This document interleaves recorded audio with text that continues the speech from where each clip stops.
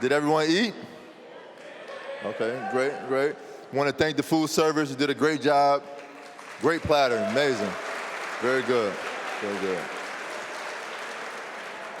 I love the fruit salad. I hope there's some more left over later on. I would love some bowl of fruit salad later on.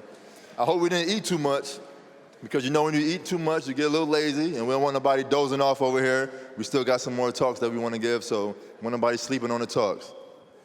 So our next presenter, I believe, missed his true calling as a sports commentator. He's intelligent, he's articulate, and extremely creative. The only thing is, he only has commentary whenever the Buffalo Bills lose, which hasn't been much this year, I gotta say that. Yeah, okay, I forgot Bills Mafia, okay. He's sure to find me whenever they lose and give me this play-by-play breakdown of what went wrong. But what's interesting is that I can never find them whenever they win. I can never find them when it's over. But one thing we both can agree on is that we've utilized our time in prison, 54 years in total. Him having served 35 years and myself 19, to the best of our abilities. Please welcome to the stage, Michael Rhymes.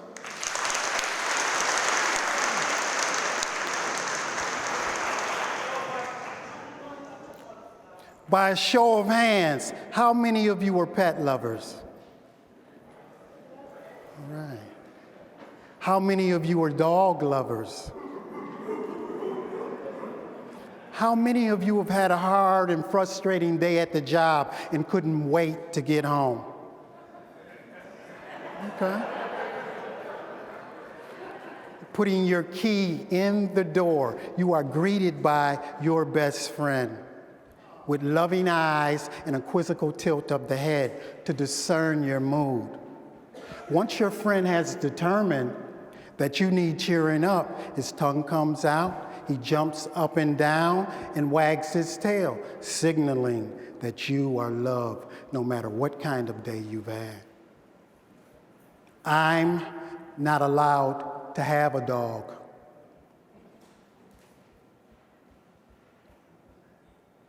Can you keep a secret?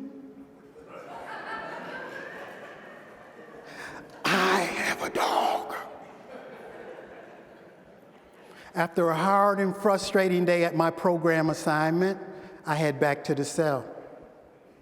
The gate is cracked, and there my best friend is.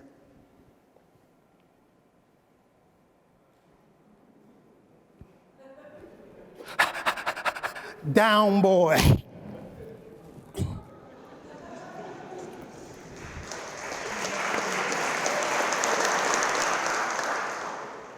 How many of you believe that global warming is affecting our environment? What if climate change is more personal than we imagined? Ponder this. With the summers getting hotter and hotter, everyone is trying to find ways to cool off. Some of us retreat to beaches. Some of us retreat to backyard pools. Most urban kids turn on fire hydrants.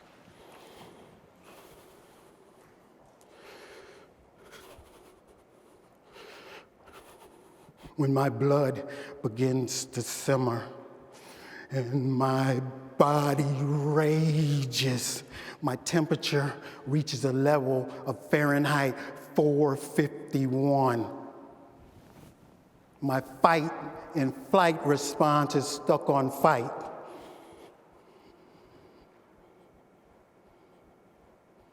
I retreat to the pond in my cell where the water is serene and clear as a bell. There are frogs on lily pads and cattails swaying in the breeze. Fish playing tag and tadpoles playing leapfrog. The sun is shining. The birds are chirping. Squirrels are a-playing. And butterflies are flirting. And there's a duck. Quack, quack, quack, quack, quack, quack, quack. Oh yeah. And my dog, he's over there sunning himself.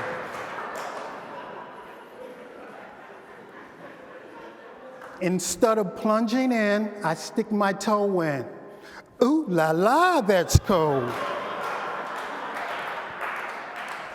So I weighed in.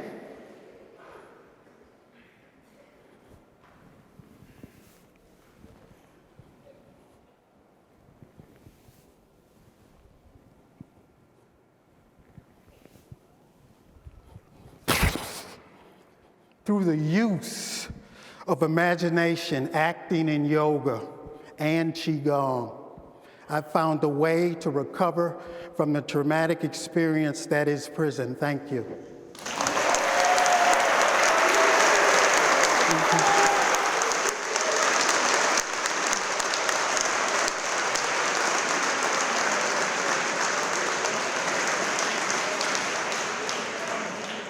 Hey, Michael, who gonna get this dog poop up your dog left on the stage, man?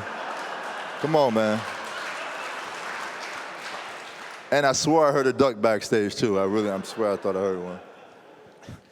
Our next presenter puts the THY in healthy. He's an avid health enthusiast and possesses a joyful and positive outlook on life. Please, let's welcome Dr. Williams. Good afternoon, everybody. My talk today is about taking an inward step to happiness. About the mid-1980s to late 1980s, I was working in a clinic in the Upper Peninsula of Michigan. And unfortunately, with that population, there was a high rate of alcoholism. And to better understand their needs and how to meet them, I started going to Al-Anon. And there was this one lady at this meeting that I'll never forget. The meeting started off with a young lady who, from the beginning of the meeting, was talking about how miserable her life was because of her husband's drinking. And she pretty much talked through the whole hour that we were meeting.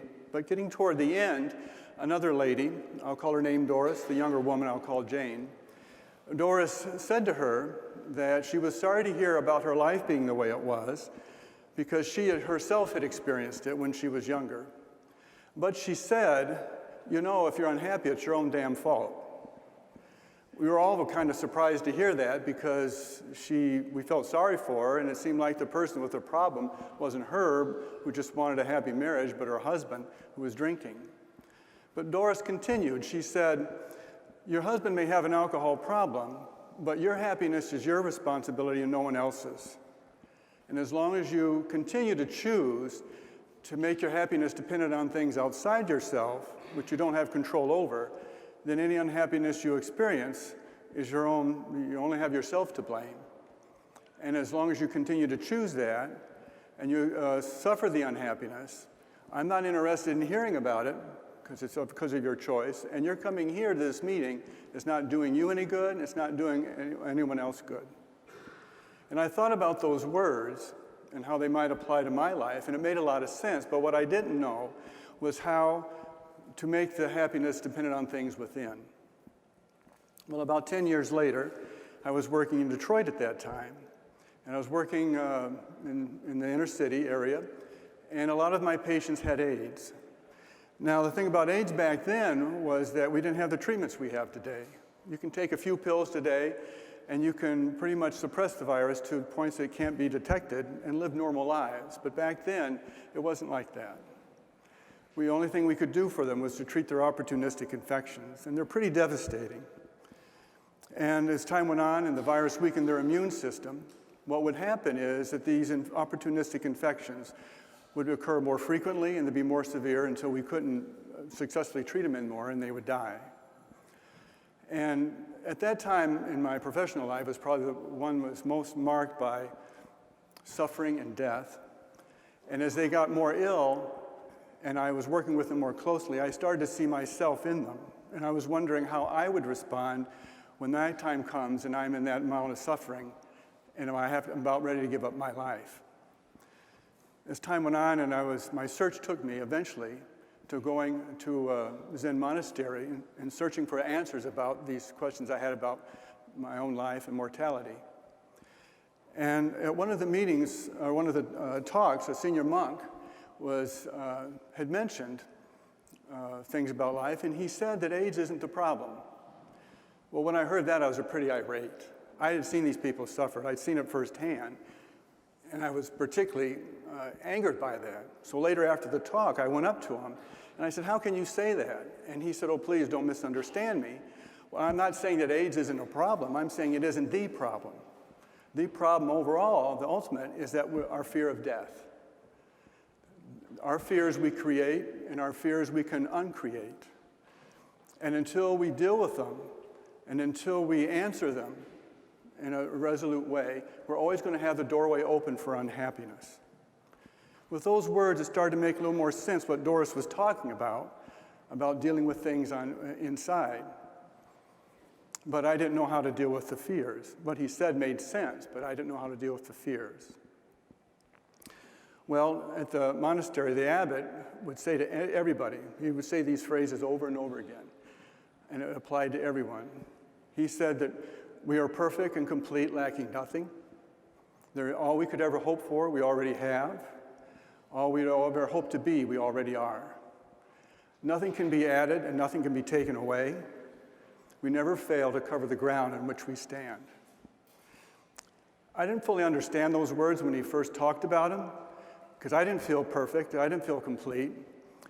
What I found out later was that we may not express this perfect or complete nature, but that's what we are. And I didn't feel like I had all that I wanted, and things I was working for. But he also said, don't believe this just because I say it, believe it because it's proven true to you. So as I continued with the monastery, and I practiced follow their meditation, I found that I was able to discontinue or bring down all the chatter and the talk in my mind and bring my mind into silence. And when I had done that, it was possible to just have my mind rest in a global, abiding awareness. And it was in that, surprisingly enough, there was a natural arising of a sense that everything's okay. I'm reminded of the words of St. Juliana of Norwich, where she said, all is well, all is well. All manners of things shall be well. And she realized that when she was in the process of dying. Along with that came a sense that there was nothing to lose, like the abbot had talked about. And along with that, the fears started to come down. And not only in meditation there was that sense, but it started to go out into the other parts of my life. And I began to understand what the senior monk was talking about, which enriched even more what Doris was talking about. There was a monk there, a female monk, that didn't have it easy at the monastery. She was older. She had a lot of medical problems. The physical layout of the monastery wasn't easy for her. The food's never been appetizing when I've been there, and the beds have never been comfortable. And you're always told what to do. But I was always amazed at how she was always happy. And I asked her how she was like that, what was her secret? And she said that she wasn't always like that. And I said, oh, what happened? What changed? And she said, well, I realized one day I can choose to be miserable or I can choose to be happy. I just choose to be happy. She later died, just as happy, I heard, as the day that I talked with her. And I would think if she was here right now, and there's anyone who doesn't think that that happiness is not something they deserve or that they can have, she would say, what are you choosing? I would like to end with a few quotes by a Christian mystic. He lived about 300 years ago in Spain, and before he died, he was tortured. And he said, if you want to arrive at having pleasure in everything, desire the pleasure of nothing. If you want to arrive at possessing everything, desire the pleasure of the possession of nothing. If you want to arrive at being everything, desire to be nothing. And if you want to arrive at knowing everything, desire to know nothing. Thank you.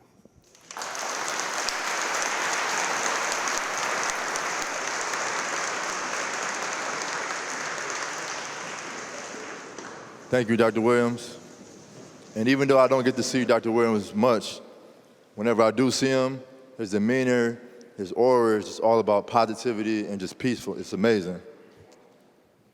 Our next presenter may be small in stature, but she possesses a giant heart for people and an even bigger passion for literacy. When she speaks, people listen, and you all are about to find out why. Please, let's welcome Mrs. Beard, also known as Mrs. B.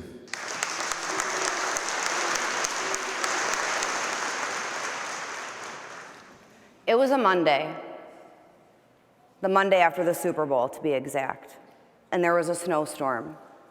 Schools were closed. Everyone was stuck inside. I was 2 hours away visiting a friend, and I was driving home. It took me about 4 hours to get home in this weather.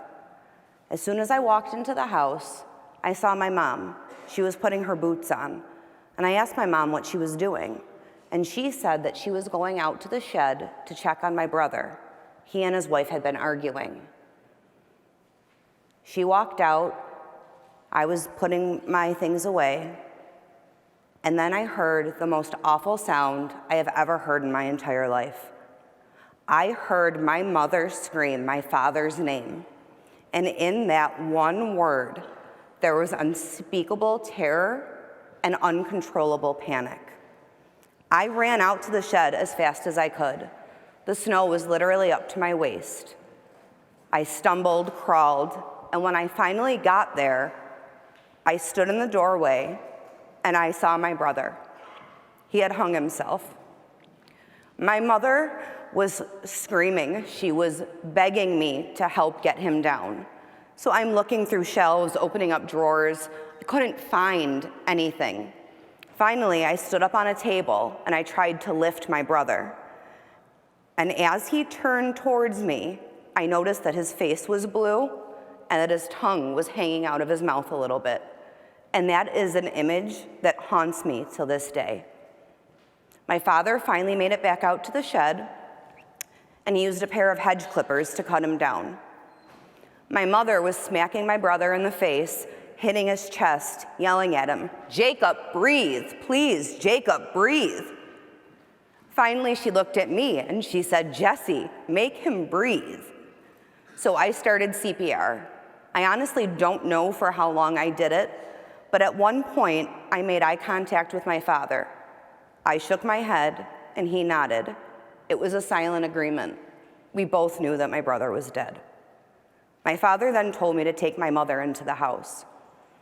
I took my mother in, state troopers came, and they stayed with my father in the shed because my father didn't want to leave my brother alone. My dad watched his only son, his youngest son, be put in a body bag. My mother watched her child, her baby, carried from the shed to the driveway and put in a van in a body bag and carried away. Phone calls had to be made, and despite the weather, our home was flooded with people. That night, when I went to bed, I stopped in my brother's room, and my mother and my father were in his childhood bed, and they were holding on to each other, wrapped in just a nightmare, unspeakable grief. But in that moment, I knew that my parents would be the anchor for each other, and I knew that my sister and I would have to anchor both of them. The day of the wake, we were in the kitchen. My dad was polishing my brother's shoes. My brother always liked to dress up. He liked to look nice. So my dad was muttering that he needed the shoes to shine. My mom holds up two shirts, a blue one and a plaid one. She says, "Jesse, which one should we put him in?" I'm like, "Well, Mom, you can't use the blue one. It's gonna make him look bluer." In hindsight, it's absolutely ridiculous, but that's what I was thinking. And then I thought about my brother in that shirt, and all these memories came flooding back. And in that moment, I realized that that's all my brother was. He was just a memory. The day of the funeral, I gave his eulogy. After having the house full all week of our family, our friends, and what meant the most to my parents was the fact that my brother's friends were there, and they told us stories that we hadn't heard before. So on Sunday, the next day, the house was silent. The phone did not ring. The doorbell did not ring. And we realized that that nightmare we had been living all week was now our new reality. I was talking to one of my girlfriends, Nikki, she's my best friend, and she had seen something on YouTube, and it was a story about people who had survived suicide attempts by jumping off the Golden Gate Bridge. And one man said that the millisecond his hands left the railing, the millisecond they left, he absolutely regretted his decision. He regretted it. So then I start thinking, okay, he regretted it, he survived. Did my brother regret it? Do other people have that regret? Because once you do that, you can't take it back. It's done. Why am I sharing this story with you? Holidays, horrible. My brother's birthday is Christmas Eve. And every Christmas Eve, my mother gets a birthday cake still, and we sing happy birthday to him. My father hates that we do this, but it's my mother's way of grieving. This isn't something you get over. It's something that you have to learn to cope with. So my message to all of you is this. You matter to someone. It does not matter if you are an inmate. It does not matter if you are administration. It does not matter if you are a civilian. It does not matter if you are security. It doesn't matter if you're a middle school student getting bullied or a teenager struggling with your sexuality. You matter to somebody. People love you, people care about you, and people value you. Value yourselves. Think. Don't do to your family what my brother did to ours. And I truly believe that had he known, he wouldn't have done it. Ask for help. Reach out to somebody. Talk to a friend. Talk to a coworker. Talk to an employee assistance program member. Call the National Suicide Prevention Hotline. It is open 24 hours a day, 7 days a week. There is no shame in asking for help. If anything, it shows courage and it shows bravery. Do not be the shadow in the room. Be the light in the room. People want you to live, so please choose to live. Thank you.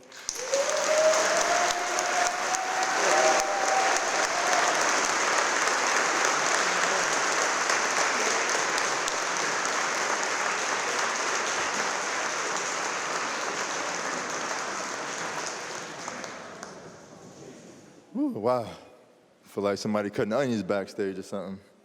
I felt that. Thank you, Ms. B. And in our youth program, we have a saying that suicide is a permanent solution to a temporary problem.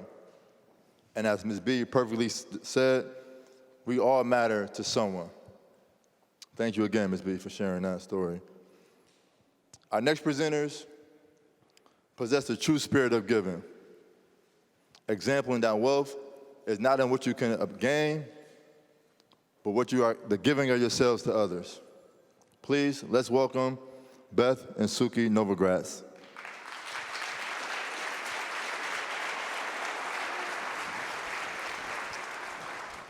Hi, I'm Beth Novogratz. And I'm Suki Novogratz. We're sister-in-laws, and we've been writing about and teaching meditation for more than 10 years.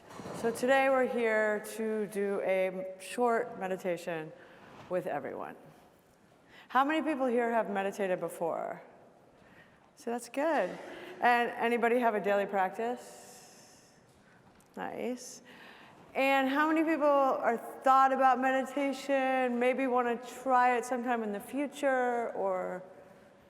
Okay, well, we're going to do that now. So, We don't have to wait for a perfect moment to meditate. We don't have to wait for perfect conditions. In fact, who would have thought TEDxAttica would be the perfect place to start a meditation practice? But it is. So I'm going to ask you to get comfortable in your seat and to close your eyes. And we're going to check in. I want you to feel your sit bones in your chair, the weight of your thighs,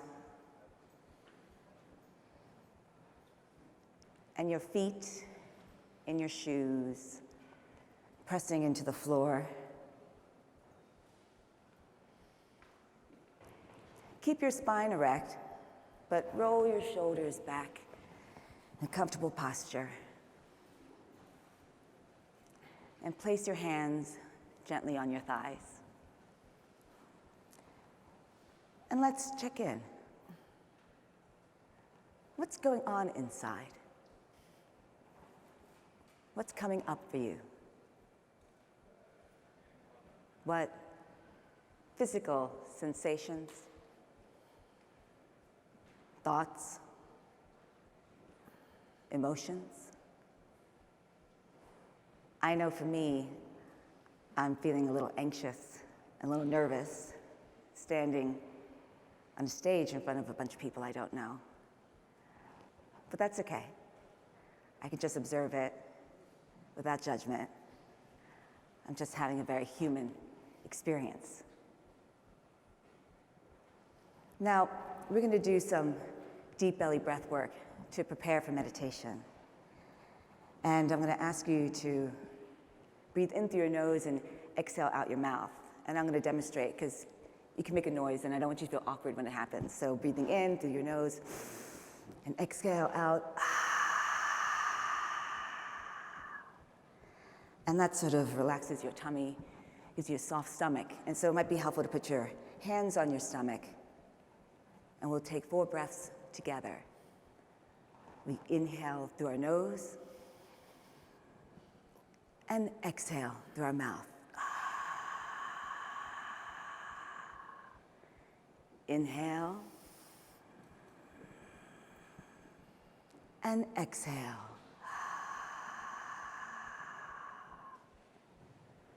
Inhale and exhale. And one last time. Inhale and exhale.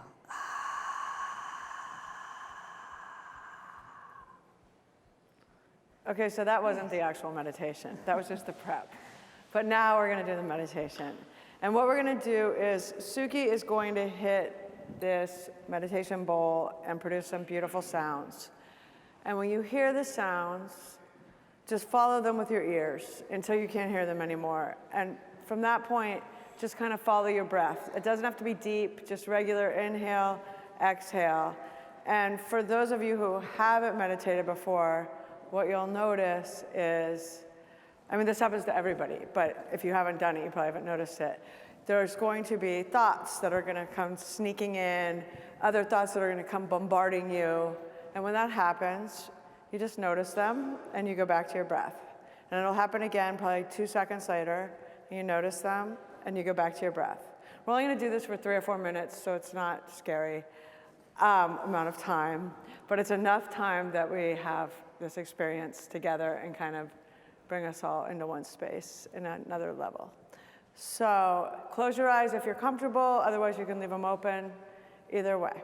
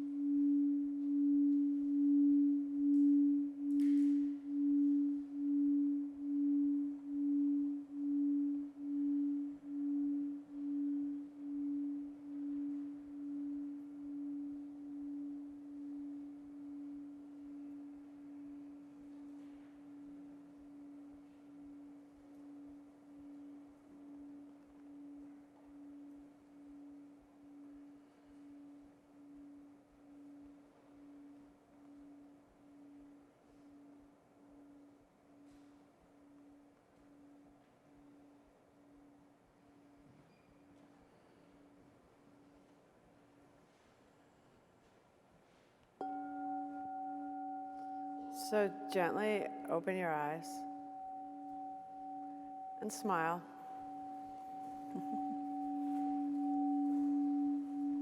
So how do you feel? Nice? Well, I'm going to do a little check-in.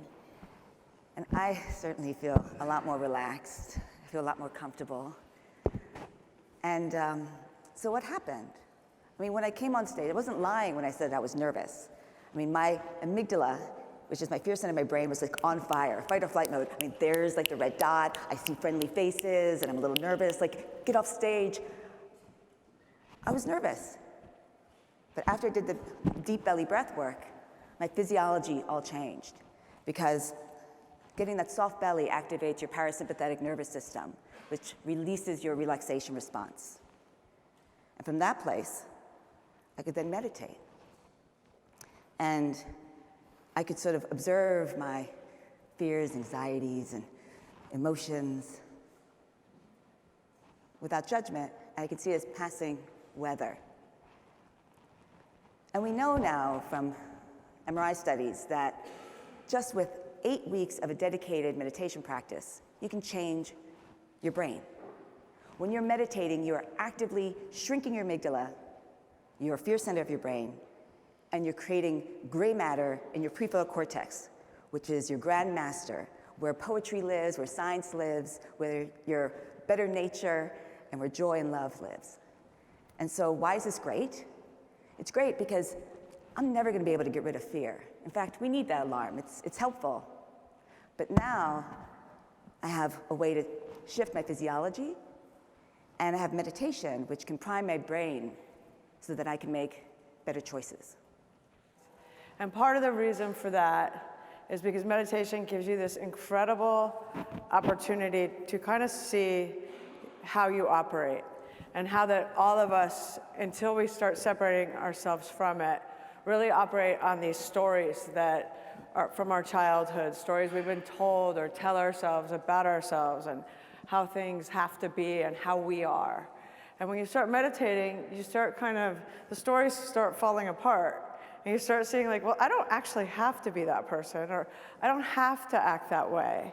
And that doesn't actually serve me anymore.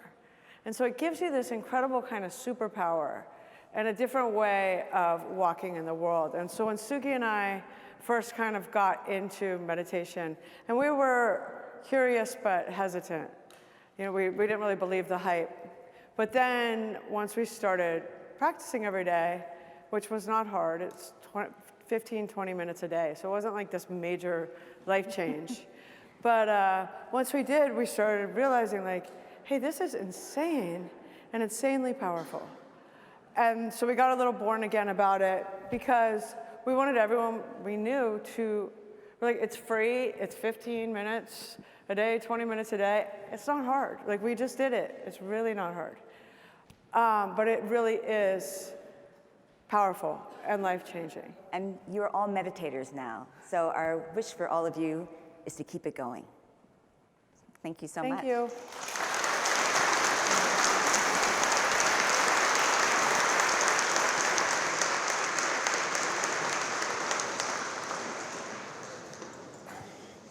Wow, that was awesome. Wow. I'm a meditator now. I would have never thought that. And I didn't even know, wasn't sure to clap or to snap my fingers. I didn't know what to do. But that was great. I can't remember the last time it was such quietness. And I'm not even talking externally, I mean internally. So that was great. Thank you. This next presenter is always looking to help individuals tap into their full potential. He is selfless in the giving of his time, gaining the respect of his fellow peers. Ladies and gentlemen, let's welcome Bruno Langevin.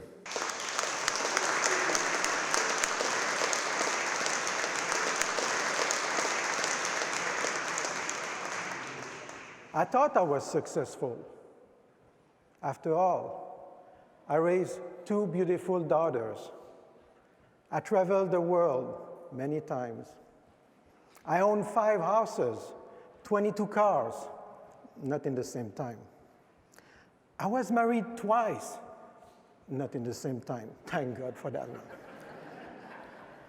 I moved to the US to work at Fortune 500 companies, solving risk around the world, from wildfires in California, earthquakes in Italy, to a cyber attack at a well-known company that I cannot name. It's in Corning, New York.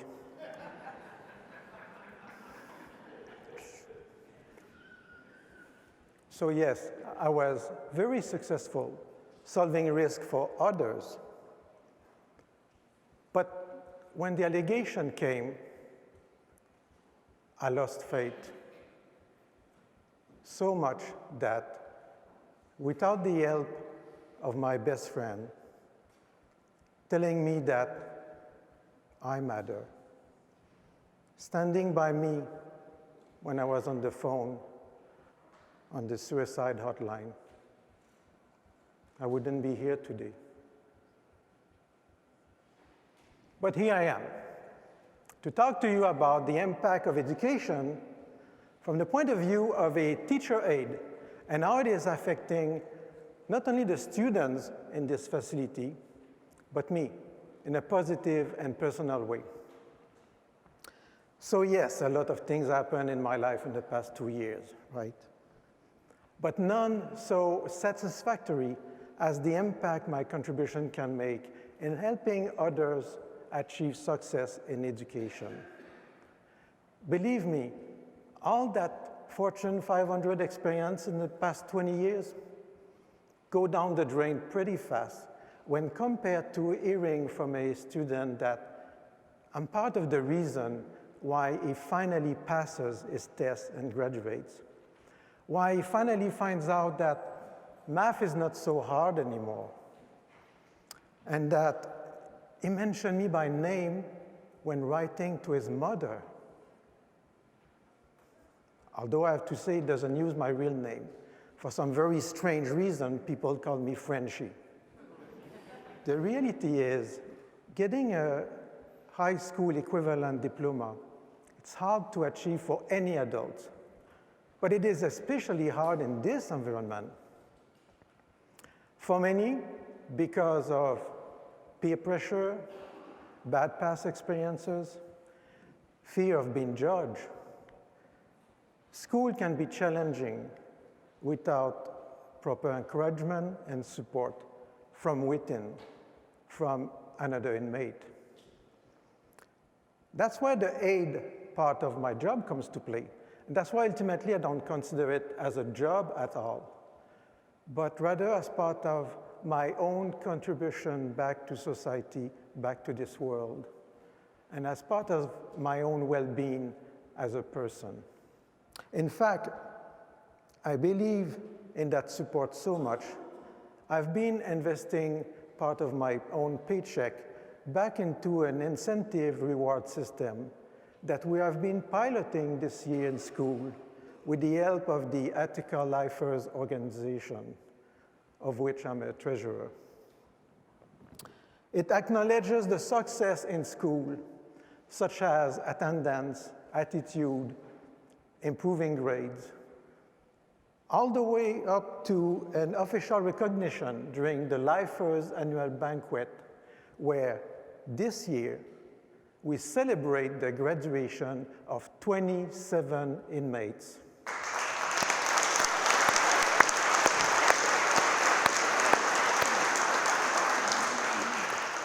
Yes, indeed. Inmates recognizing inmate. It's priceless. So what's my reward in this? I'm so glad you're asking. Let me share with you 2 of the letters that I've received from students. Life-changing for me. I really want to thank you for the respect you gave me today, the understanding and the empathy, wisdom that you have for me. This brother used the word respect and understanding. I was helping him to count with his fingers. And yes, a brother, not a white guy, a black guy, Not a sandwich or a hot dog or a French baguette. Just a brother that needed help. We all brothers. I am eternally grateful for your invested time, energy, and interest in building others up rather than pull them down. My friend, you're not just another prisoner or number motivated by a spirit to survive. No, you were born to achieve something significantly other, greater than yourself. Sorry, every time it's it. May God continue to bless your giving heart, as kind as it can be. Bless you for the way you have brightened so many days. So here I am, incarcerated in a maximum security facility. But it doesn't really matter. These matter. I found my calling. I'm successful. Thank you.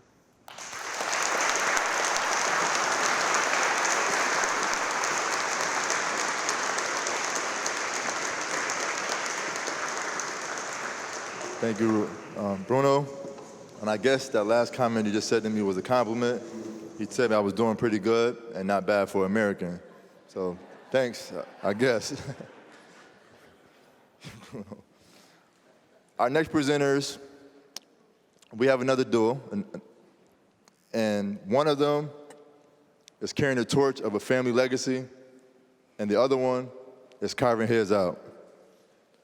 Let's welcome to the stage Mr. Arun Gandhi and Jonathan Jones.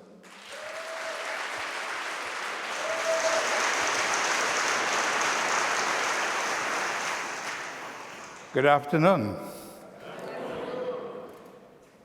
I met Jonathan Jones, where is he? Right here. In Groveland Prison many years ago. And when he came out on parole, I thought he would make a good teammate.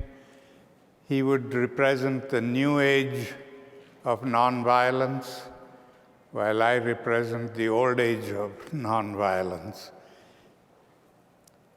So we're a team, and we go out and speak together.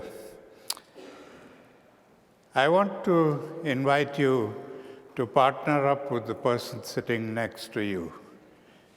And I want one member of the partnership to make a tight fist and imagine that you have the world's most precious diamond in the fist.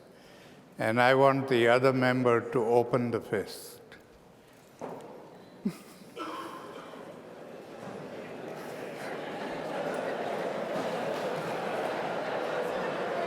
Now tell me honestly, how many of you asked the other person to open the fist? So you see how deep violence is within us.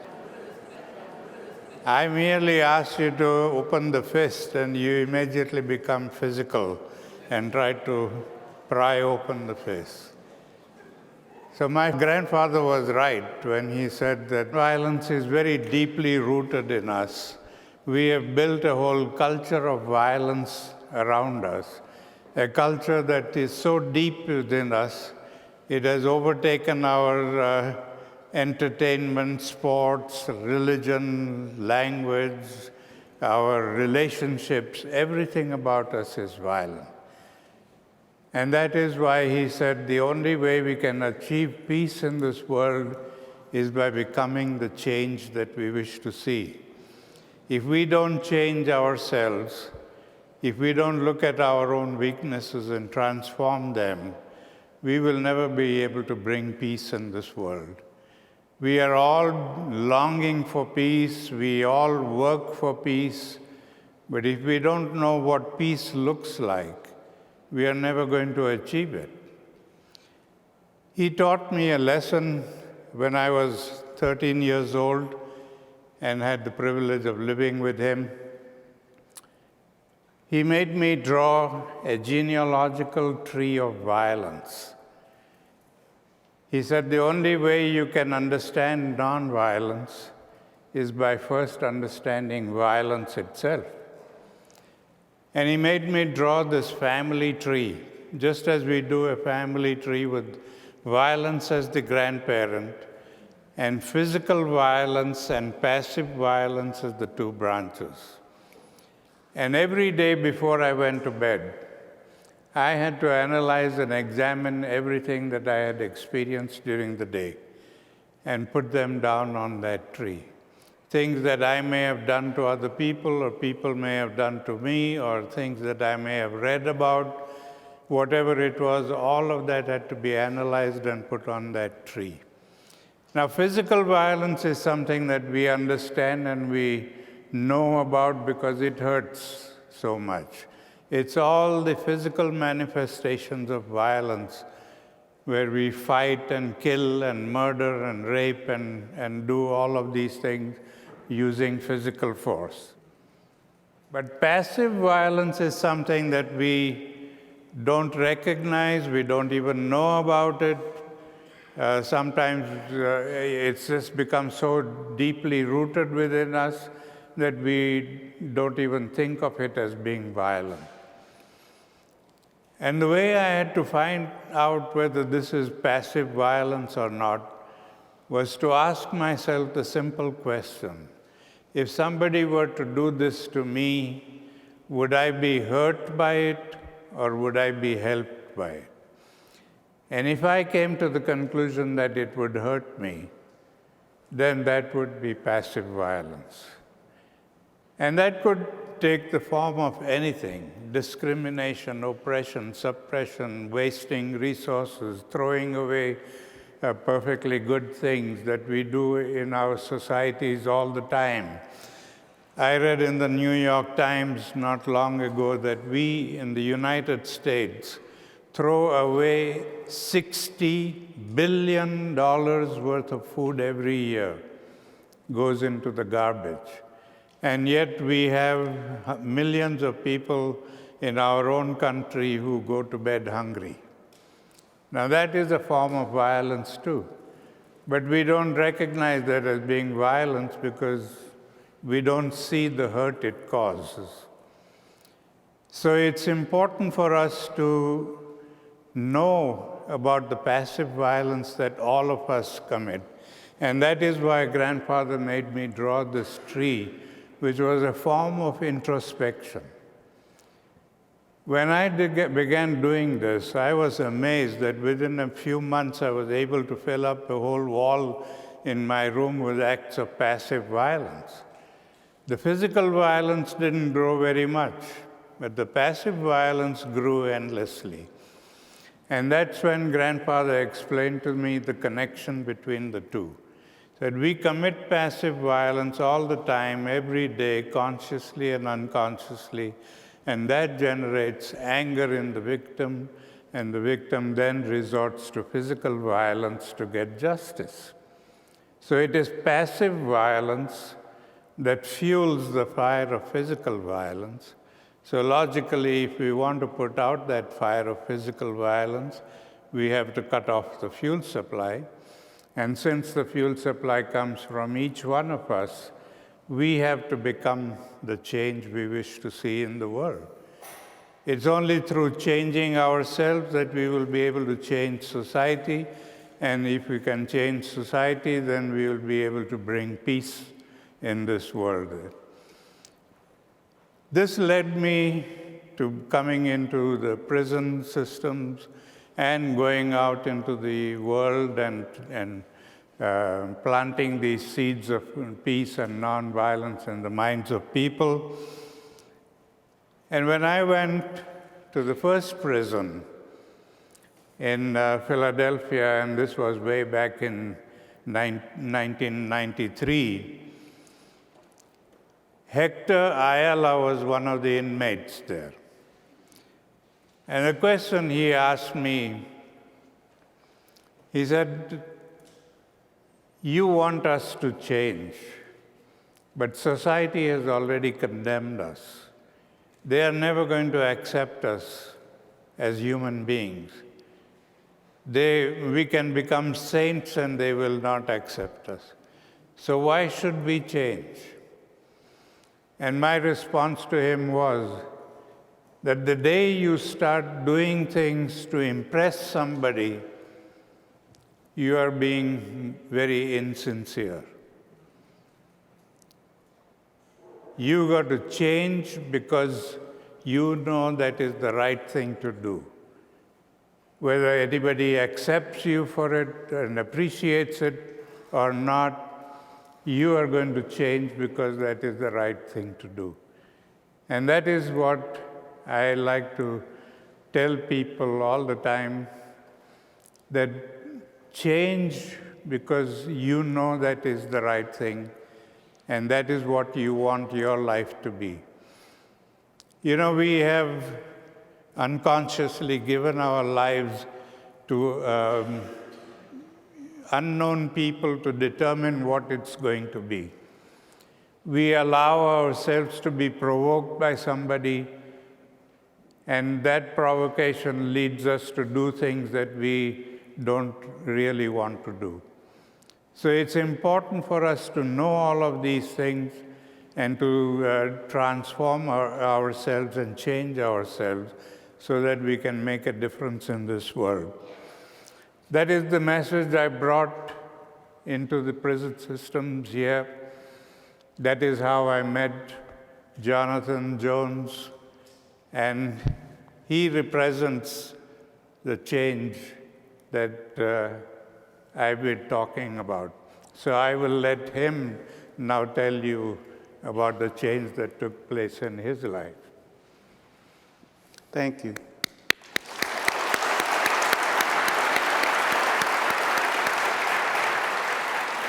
Violence for me started in the household. I mean, I didn't want to get up in the morning to go to school, didn't want to do my chores, didn't want to come in the house when the street lights came on. I lied, I stole, and I would get whoopings. I took the violence I learned at home to the streets. On the streets, my violence escalated, and I committed violent crimes and got arrested. So as I stood in front of the judge, mother in the courtroom with me crying, I realized that those whoopings that she used to give me were meant to prevent this. I was sent upstate, prison, and then that's when the shift happened for me, the shift from violence to nonviolence. It was just a simple thought. I didn't want to be punched in the face no more, nor did I want to punch anybody in the face, because both hurt.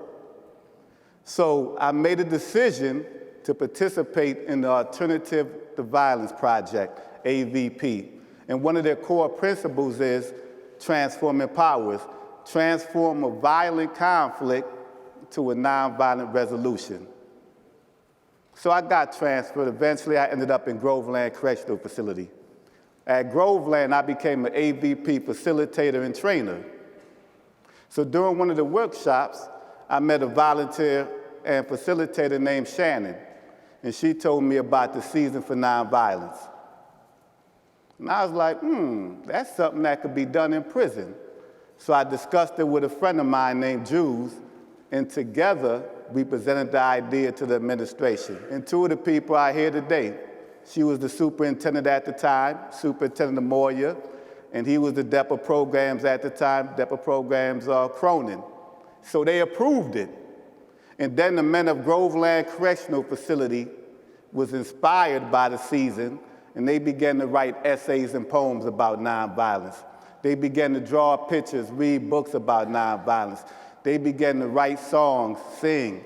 Then they began to do the 64-day daily reflections for living nonviolently. So then I was like, man, this right here is amazing. They would raise money and give the money to organizations out in the streets fighting violence.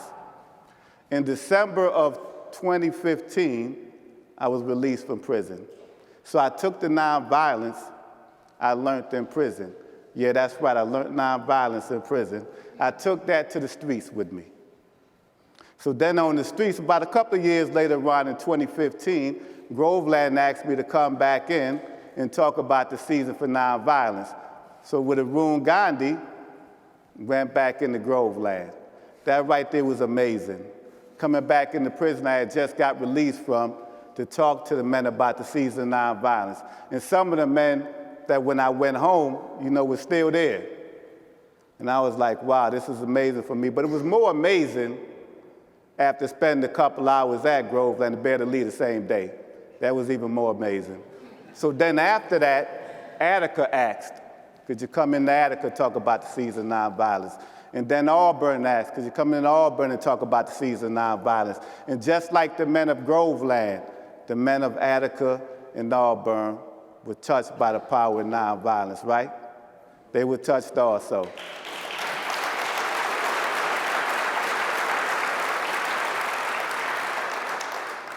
So a couple of, soon after I got released, I eventually started working. So I was driving a van one day and coming out of the parking lot, going to another work site. So as I pulled into the street I'm driving, a car shoots past me, and then it comes in front of me. I didn't think nothing of it. Then the car slows down, I slow down. And then the car stopped. And I smashed on my brakes, but I still hit the back of the car. I was like, wow. But then the car drove off, and then it pulled up in the parking lot. So I just kept going. I said, all right, whatever. I just kept going. I wanted to get to my work site. But I noticed that the car was following me. So as I pulled up in front of my work site, car pulled up. I jumped out the car like, what's going on? He said, yo, don't you know you cut me off? I said, hey, man.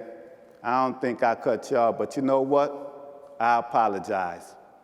And he looked at me, he paused, and he was like, all right. And then he just drove off. And in that moment, I chose to be nonviolent. I value my ability to make decisions today. I value my ability to choose today. I'm not going to let circumstances dictate how I respond in situations. I choose to be nonviolent. And there's one other thing I learned from that incident also. I learned the power of a well-timed, deep breath. So much could happen when you take a deep breath and you start connecting with that nonviolent side in you. Thank you.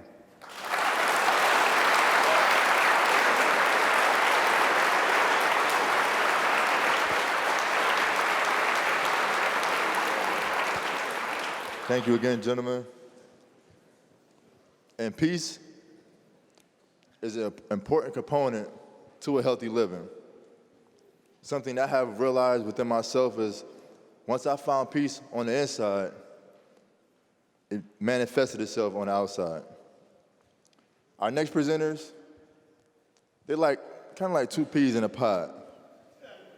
Or maybe like Michael and Scotty.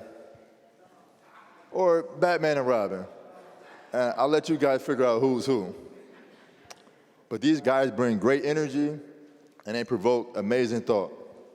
I'm extremely proud of these guys because they made great strides since entering prison.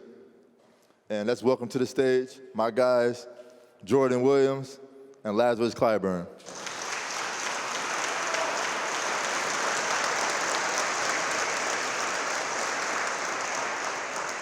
Yo, peace, Laz. What's going on with you, man? I'm blessed, bro. How you, man? What you think about this TEDx event, man? It's all right. I like the theme of healthy living and everything, but change is constant. Growth is optional.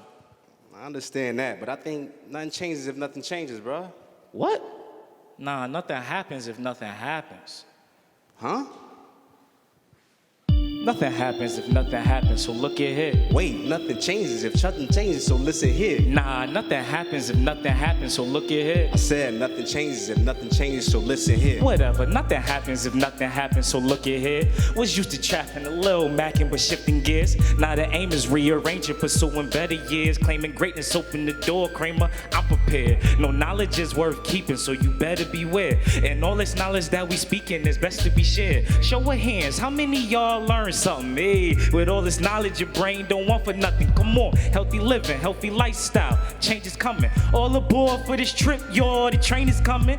You bored? You sick? Must be insane or something. Time to soar, get equipped. Come on, let's aim for something, cuz nothing happens if nothing happens, so look at it. Wait, nothing changes if nothing changes, so listen here. Whatever, nothing happens if nothing happens, so look at here. I believe nothing changes if nothing changes, so listen here. Tell me. Nothing changes if nothing changes, so listen up. Okay. Let's make a difference on your feet, don't be a sitting duck. We on the mission, take a leap, it's time to switch it up. Catch what I'm pitching, this is deep, it ain't no giving up. Yeah. So take action, work on what you lacking. Be ready to respond, step up from reacting. When you react, it's on impulse. To respond, you gotta think about it. It starts as a dream, you better believe you could be about it. Not easy as it seems, you can achieve if you plant the seed. Dreams can come true, just remember, if you want to succeed that. Nothing changes if nothing happens, I hear you clear. Yeah, nothing happens if nothing changes, I see it clear. Come on, nothing happens if nothing happens, so listen here. Yeah, Nothing changes if nothing changes, so come on. Listen. Nothing happens if nothing It happens. starts with you. Nothing changes Take if that nothing step. changes. Apply yourself, Nothing happens if nothing happens. cause nothing happens Nothing changes if nothing changes. Nothing happens if nothing happens, so listen here, come on. Nothing changes if nothing changes. Yeah, Nothing happens if nothing happens. Yeah, nothing changes if nothing changes. Yeah.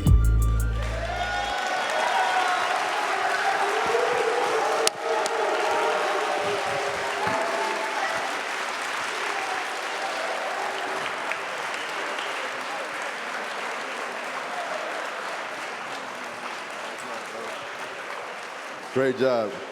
I wish I could sing or rap because I would have joined in with them. But of course we couldn't be in New York and not have a rap song. It only made sense. But for a moment, can I get the Attica organizing team to come on stage, please? We have a special presentation.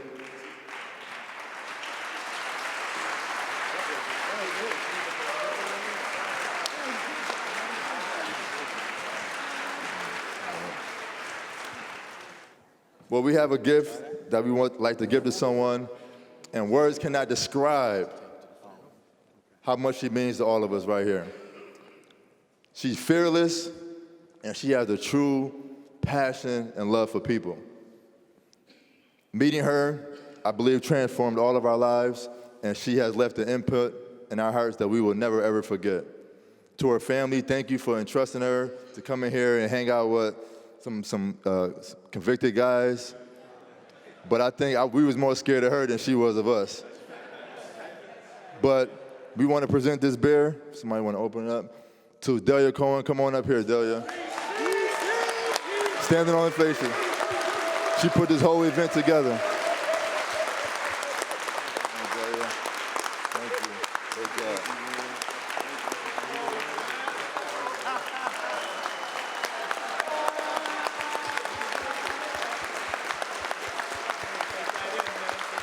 Beautiful. You deserve it. You deserve it. She had the bright idea to come to Attica and bring TEDx here. Thank you for the support of everyone else, but it was her idea. So thanks again, Delia. We appreciate you so much.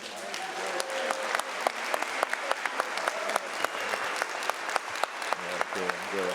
Yep, be good. Thank you, fellas. Cool. And that was done by our knitting squad. We had guys that Blair just spoke about earlier on that does knitting, and they hand knitted that for her. Yeah.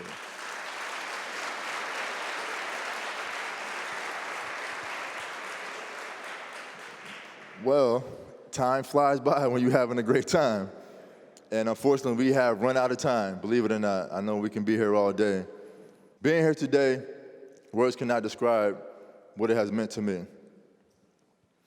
I'm sure many people may have thought today's event would be impossible, but standing together, being together, has created this moment that we will all remember for the rest of our lives. Today marks a new day in this facility, new memories, possibilities that are endless. But what's greater is that our theme for today, healthy living, gave true context for the need of today's event. Take the word healthy. The first 4 letters spell what? Heal. Today, stereotypes were disproven, amazing ideas were shared, and walls became bridges, creating an atmosphere for healing. Healing we all were so desperately in need of, but none more than the town, village, and facility of Attica. Like them, I understand how it feels to be judged and labeled based on your past. But the past is just that, your past. It is merely a stop along a journey, not the final destination of it. Attica is often referred to as having a dark cloud over it. Yet dark clouds only indicate that rain is on the way. And rain provides nourishment, it replenishes, and ultimately it brings life. And after any good downpour, the sun is sure to shine.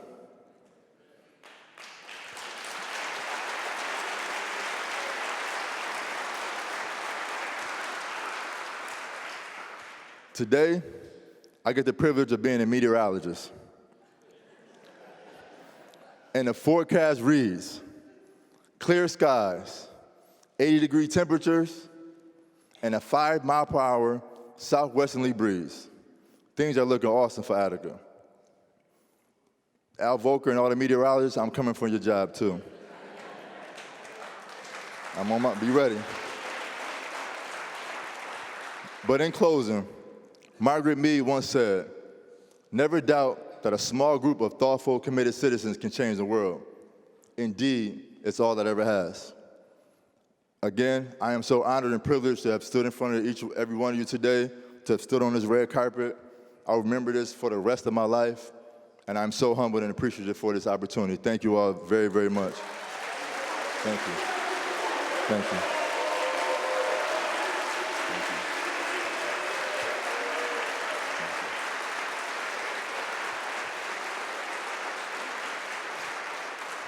So for our final words,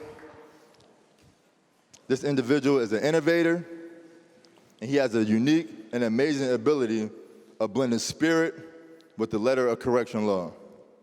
Ladies and gentlemen, please welcome the Acting Commissioner, Anthony Annucci.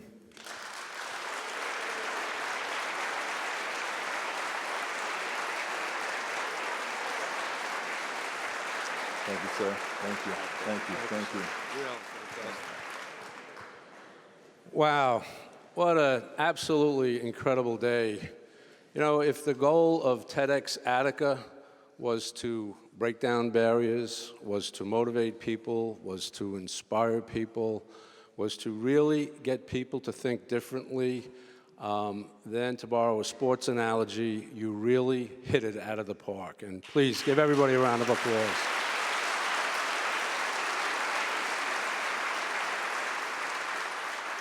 To everybody that worked on this, it was so obvious to all of us in the audience that heard this for the first time that you really poured your hearts and your souls into this. The speeches that were made, you spoke from the heart, and everybody listened intently. I mean, it's just absolutely moving profoundly. This is the second time I've come to this facility in the last 10 months for something truly historic. Obviously, this is historic today. 10 months ago in December, I was here for an historic experience as well. We had 2 of the actors still living from the movie It's a Wonderful Life.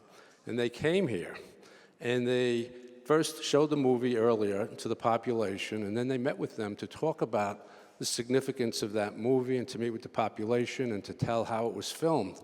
These were the actress and actor who played the children of George Bailey, Jimmy Stewart, in the movie. And the theme of that movie is very relevant to everybody in the world today, and there is a parallel to today. Obviously, you know the story, Jimmy Stewart, George Bailey. He was always disappointed in life and had a lot of issues, basically happy until everything seemed to come crashing down, and he was going to take his own life. And an angel intervenes and gets him to see the world, what it would be like if he had never been born, right? And the basic theme of that was every man's life matters. Every person touches so many other lives, and that if they hadn't been born, it would be such a void created. And so that was a theme that sounded throughout today, right? That everybody is important. Now today, we created an environment where whatever your title is, whatever your role is, you matter. And the messages were so profound. It was just really inspiring to me to see this. It's inspiring to my staff to see this. And I just credit everybody. The staff at Attica, everybody that worked so hard to put this together, the outside volunteers, the speakers, every one of them was fantastic. I do have to mention for Arun Gandhi that in last week's New York Times, they did an article about your grandfather. It would have been his 150th birthday last week. So isn't that wonderful?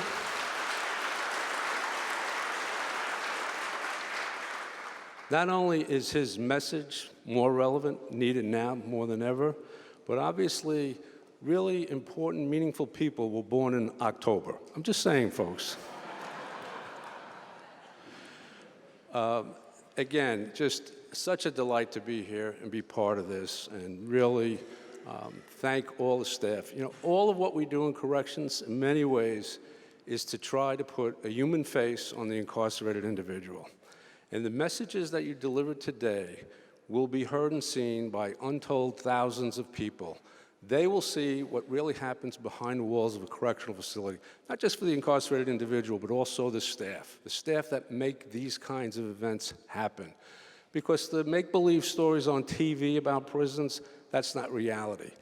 This is reality, what you saw today, and it was possible because we built a community of different people to come together. And when you take people and you put them in the same physical setting, and they listen, and they think, and they come away with a different perspective, and they all recognize that each and every one of us is human with our strengths and weaknesses, but most of all, a human being to be valued. That message was delivered loud and clear today. Thank you, everyone, for a wonderful day. Really enjoyable. Thank you.